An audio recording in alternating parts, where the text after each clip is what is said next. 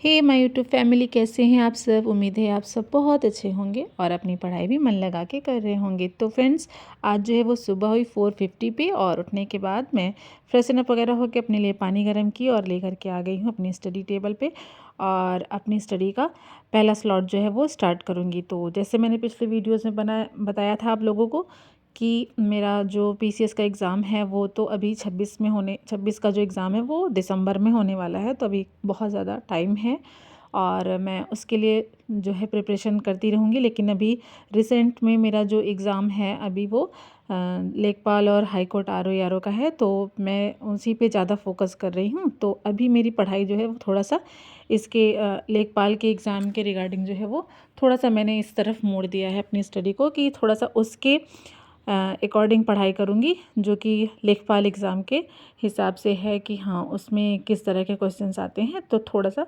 उस तरफ स्विच कर दिया। लेकिन हाँ, पीसीएस की प्रिपरेशन जो है वो साथ के साथ चलती रहेगी।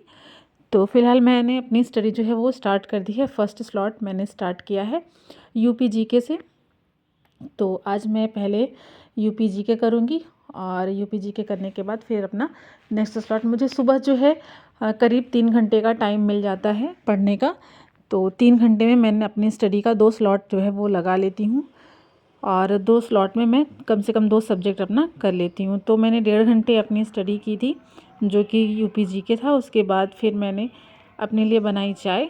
थोड़ा सा मैं थक भी गई थी और फिर चाय बनाई और चाय बनाने के बाद करीब 7 बज गए थे। फिर मैं आ गई थी अपनी स्टडी करने के लिए। मैंने यूपी जीके का जो भी पढ़ा हुआ था उसका मैंने नोट्स कंप्लीट कर लिया था और उसके बाद अब मैं करूँगी अपना बायोलॉजी का, जो कि मैंने बायो अभी स्टार्ट ही किया है।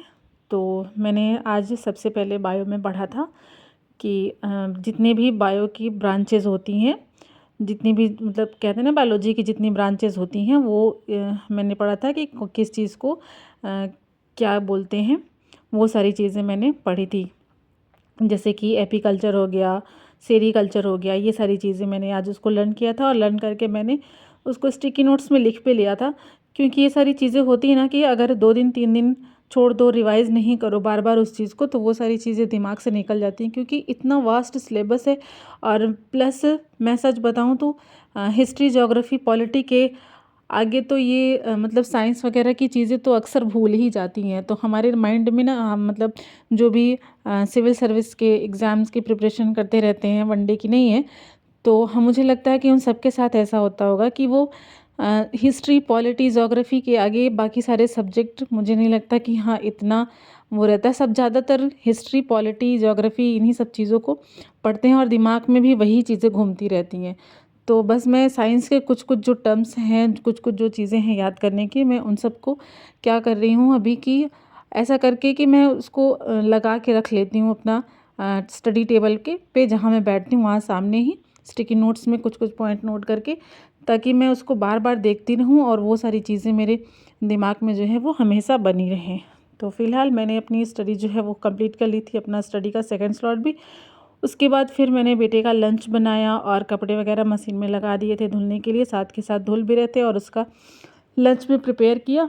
और अभी जब बेटा स्कूल चला जाएगा फिर उसको स्कूल भेजने के बाद फिर घर के सारे काम वगैरह फिनिश करने के बाद फिर मैं अपनी स्टडी का नेक्स्ट स्लॉट स्टार्ट करूँगी।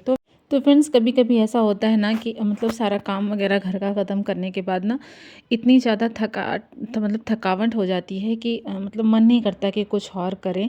लेकिन अब क्या कर सकते हैं, अगर हमने अपने कुछ सपने देखे हैं जिन्हें अगर हमें अपने सपनों को पूरा करना है, तो थोड़ा-सा अपनी बॉडी को भी और थोड़ा-सा अपने माइंड को भी ये समझाना पड़ेगा कि आराम जो है वो हमारे लिए तो नहीं है। फ़िलहाल जो हाउसवाइफ़ हैं, एक मदर हैं, उनके लिए तो नहीं है।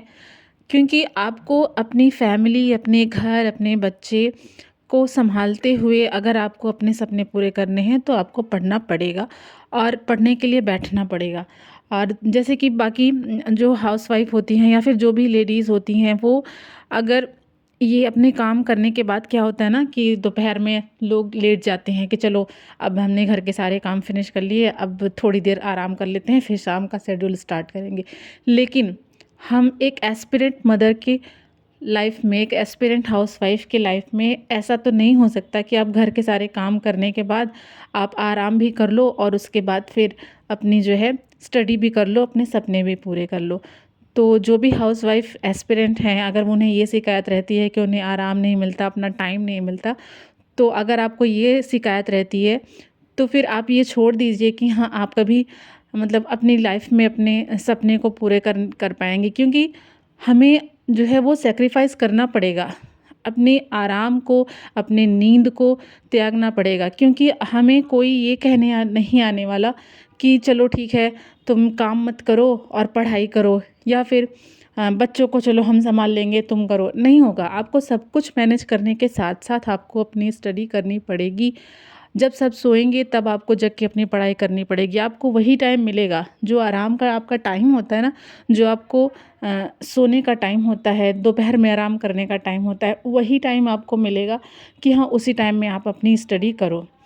तो मैंने भी अपनी जो है घर के काम फिनिश करने के बाद मैं बैठ गई थी अपना स्टडी करने के लिए, नहाने धो के सारा काम वगैरह फिनिश किया। लेकिन उसके बाद भी, क्योंकि एक बच्चा मेरे साथ ही रहता है जैसे कि मेरी बेटी, तो वो मुझे पढ़ने नहीं देती है।